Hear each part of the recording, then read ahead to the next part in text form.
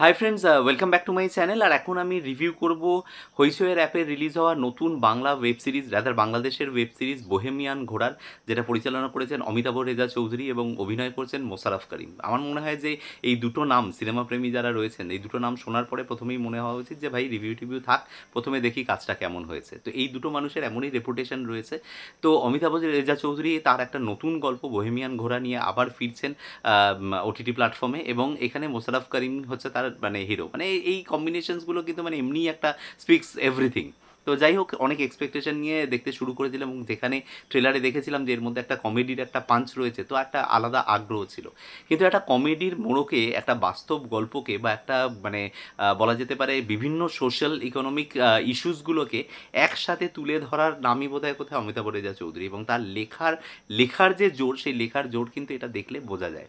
তো এখানে গল্পটা হচ্ছে বেসিক্যালি আব্বাস বলে একজন ট্রাক ড্রাইভারের, যে একদম একটা বোহেমিয়ান লাইফ লিড করে।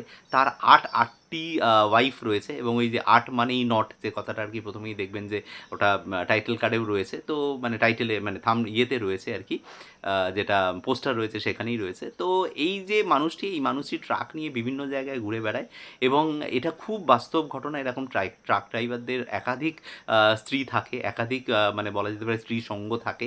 তো এখানেও এরকমই একটা ক্যারেক্টার, যেটা এখানে মোশাররফ করিম প্লে করছেন, এবং তার কিন্তু এরকম আটটি ওয়াইফ রয়েছে, এবং প্রত্যেকটা এপিসোডে, 7টা এপিসোড টোটাল, প্রত্যেকটা এপিসোডে এই এক একজন ওয়াইফ আর কি এক্সপ্লোর হচ্ছেন, এক একজন করে আবিষ্কৃত হচ্ছেন যে আরও একটা ওয়াইফ রয়েছে, আরও একটা ওয়াইফ রয়েছেন, এবং তাদের নিজস্ব সমীকরণ এবং তাদের প্রত্যেকের ব্যক্তিগত জীবন, তার মাঝখানে মোশাররফ করিমের যে মানে ওভারঅল বলা যেতে পারে গতিবিধি, এই নিয়ে কিন্তু গল্পটা। তো বুঝতেই পারছেন একটু অন্য স্বাদের, অন্য রকমের গল্প, এবং শুনে মনে হচ্ছে যে ভীষণ একটা কমেডি হবে, মানে খুব মজার হবে ব্যাপারটা।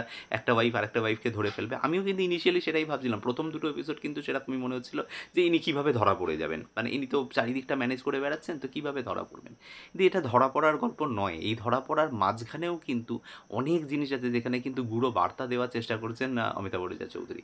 সেগুলো প্রত্যেকটা ক্যারেক্টার ডিজাইনের মাধ্যমে হয়েছে। এই মানে এই সিরিজের যদি সবথেকে বলা হয় যে সবথেকে বেস্ট পার্ট কী, তাহলে আমি বলবো যে এই সিরিজগুলোতে সবথেকে বেস্ট পার্ট হচ্ছে এই ক্যারেক্টারগুলো। এই প্রত্যেকটা ক্যারেক্টার যেভাবে লেখা হয়েছে, সেই ক্যারেক্টারসগুলোর মধ্যে যেভাবে একটা করে তার পিছনে একটা গল্প দেওয়া হয়েছে, শেডস দেওয়া হয়েছে, এই ক্যারেক্টারগুলো অসাধারণ। প্রত্যেকটা ক্যারেক্টার আপনার মনের একটা মণিকোঠায় থেকে যাবে। সেটা একদম 17 বছরের একটা সুন্দরী একটা মেয়ে, যার নামও সুন্দরী, সেই মেয়েটি থেকে হতে পারে। আবার রুনা খানের মধ্যে মতো বলা যেতে পারে একজন মানে অনেক বড় একটা ছেলে রয়েছে বাড়িতে, সেরকম একজন মহিলারও হতে পারে, যিনি আবার পরবর্তীকালে ভোটে প্রতিদ্বন্দ্বিতা করছেন, সেই ক্যারেক্টারটাও হতে পারে। এরকম বহু ক্যারেক্টার রয়েছে। ইভেন মানে বাঘের গলা বের করতে পারে এরকম একটি ক্যারেক্টার রয়েছে, আজমেরি ক্যারেক্টারটার নাম তো মানে আমি আর্টিস্টের নামটা জানি না, তো তার ক্যারেক্টারটা হতে পারে। বা প্রথম মুর্মু বলে একজন সাঁওতালি মেয়ের ক্যারেক্টার হতে পারে। এরকম বহু ক্যারেক্টার রয়েছে, যে ক্যারেক্টারগুলোই ইটসেলফ একটা গল্প, এবং সেই প্রত্যেকটা ক্যারেক্টার নিয়ে আলাদা আলাদা করে একটা হয়তো গল্প হতে পারতো, একটা করে এপিসোড হতে পারতো। তো এইভাবে কিন্তু প্রত্যেকটা ক্যারেক্টারকে অসাধারণ লেখা হয়েছে। হ্যাঁ, ডেফিনেটলি কমেডির পাঞ্চ তো আছেই, ধরা পড়ে যাওয়ার ভয়গুলো তো রয়েছেই, কীভাবে তিনি ম্যানেজ করছে সেটা রয়েছে। কিন্তু সেই ম্যানেজ করার চেষ্টাটা একটা সার্টেন টাইমে গিয়ে কিন্তু গল্পের ন্যারেশন এতটাই ভালো যে একটা সার্টেন টাইমে গিয়ে কিন্তু সেই চেষ্টা করার সেই চেষ্টাটাই বন্ধ হয়ে যাবে। তখন ওই চেষ্টার বদলে কিন্তু চলে আসবে কোঅপারেশন, এবং সেই কোঅপারেশন বা কোঅর্ডিনেশন, যেখানে একে অপরকে বাঁচানোর চেষ্টা করবে, সেটা একটা অন্য লেভেলে নিয়ে যায় গল্পটাকে। তো কিছু কিছু জিনিস বেশ ভালো। ছবির মধ্যে একটা সিকোয়েন্স আছে, মানে আমি সিরিজের মধ্যে একটা সিকোয়েন্স আছে, যেখানে একটা অসাধারণ সাসপেন্স ক্রিয়েট করা হয়েছে একটা ছোট্ট বাচ্চার কান্না থেকে। সেটা এত অসম্ভব ভালো শ্যুট করা হয়েছে না, দারুণ লেগেছে সেই জিনিসটা।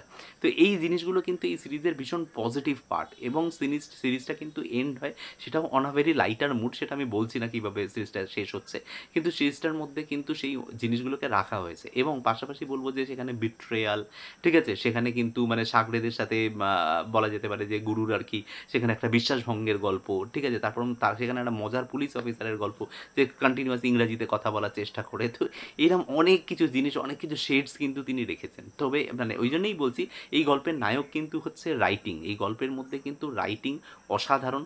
পাশাপাশি যেটা বলবো মোশাররফ করিমের পারফরমেন্স, এবং এই যে মানে 8জন ওয়াইফ, তাদের প্রত্যেকের পারফরমেন্স কিন্তু ভালো। আজমেরি বলে যে মেয়েটির কথা বললাম, যে ক্যারেক্টারটার কথা বললাম, অসাধারণ ভালো অভিনয় করেছেন।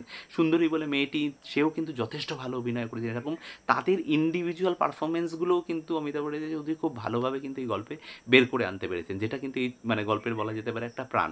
তো এই ক্যারেক্টার্সগুলোও আপনাদের দেখতে ভালো লাগবে, সাথে মোশাররফ করিম তো আছেই। এবং কমেডির যে পাঞ্চেসগুলো, এক জায়গায় বলা হবে যে না উনি কিছু পারেন না, শুধু বাঁশি বাজাতে পারেন, তো বলছে যে তার মানে তো সবই পারেন, মানে বাঁশি বাজাতে পারেন মানে সে শিল্পী, তার মানে তো তিনি সবই করতে পারেন, তিনি আর পারেন না বলে আর কী হবে।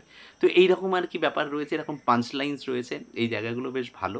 এবং বলা যেতে পারে ওভারঅল একটা খুব এন্টারটেনিং সিরিজ। হ্যাঁ, এইবার একটা প্রশ্ন যেটা, সেটা হচ্ছে যে সাধারণত কিন্তু আমরা মোশাররফ করিমকে হইচইয়ের প্ল্যাটফর্মে অ্যাটলিস্ট যেভাবে দেখে এসেছি, মহানগর যেভাবে আমরা দেখে এসেছি, তো সেইভাবে যদি ভাবতে যাই না, খুব থ্রিলিং কিন্তু নয়। কারণ আমি বারবার বলছি, এখন কিন্তু মানুষের এমন একটা হয়েছে না, থ্রিলার দেখে দেখে এমন অভ্যস্ত হয়ে গেছে, মানুষ সবসময় থ্রিলার খোঁজে, গল্পের মধ্যে টান টান ব্যাপার কী রয়েছে। কিছু কিছু গল্প হয় যে গল্পগুলো কিন্তু সমাজকে বার্তা দেওয়ার জন্য, কিছু কিছু গল্প হয় যেগুলো থেকে মানুষকে শেখার। এই যে 7টা ওয়াইফ নিয়ে কি 8টা ওয়াইফ নিয়ে সে যে ম্যানেজ করছে, এটা কিন্তু কখনো পজিটিভ জিনিস নয়, এটা কিন্তু একটা নেগেটিভ জিনিস। কিন্তু নেগেটিভ জিনিসটাকেও পজিটিভলি প্রেজেন্ট করা হয়েছে, তার মানে এই নয় যে এটাকে ডিফেন্ড করা হচ্ছে, এটা কিন্তু ডিফেন্ড করা হচ্ছে না। কখনোই 7টা ওয়াইফ মানে কাম্য নয়, এবং সেটা করলে তার সাথে কী পরিণতি হতে পারে সেটাও কিন্তু এখানে দেখানো হচ্ছে। তো উইথ আ ভেরি গুড মানে sense of humour, with a very good punch lines, with good performance, এবং with a very relevant message, এইটা কিন্তু এই সিরিজটা প্রোভাইড করে। তো আমার জন্য কিন্তু খুব ডিসেন্ট ওয়াচ। যারা এই উইকেন্ডে মনে করছেন কী দেখবেন, আমি বলবো অবশ্যই এটা দেখুন, হইচইয়ের প্ল্যাটফর্মে রয়েছে, এবং আমাকে জানান আপনাদের কেমন লাগলো। এই ভিডিও থেকে যদি কোনো কিছু ভালো লেগে থাকে, তাহলে ভিডিওটাকে লাইক, শেয়ার, চ্যানেলটাকে অবশ্যই সাবস্ক্রাইব করবেন। দেখা হচ্ছে আপনাদের সাথে পরের কোনো ভিডিওতে। Till then, bye by.